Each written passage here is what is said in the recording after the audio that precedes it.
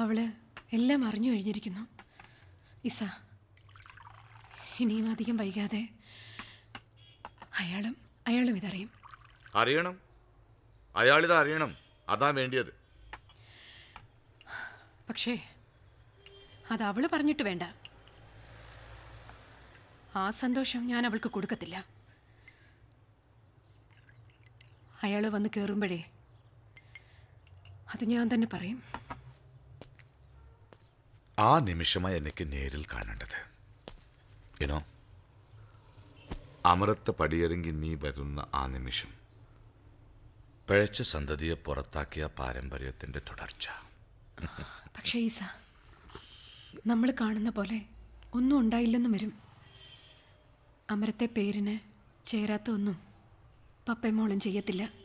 എന്നേച്ചും അയാൾ എൻ്റെ മുന്നിൽ വന്ന് പെട്ട ചോരയുടെ കണക്ക് ഞാൻ പറയിക്കും അയാളെ കൊണ്ട്. ബട്ട് ഈസ, അതറിഞ്ഞു കഴിഞ്ഞാൽ എൻ്റെ ജീവന്.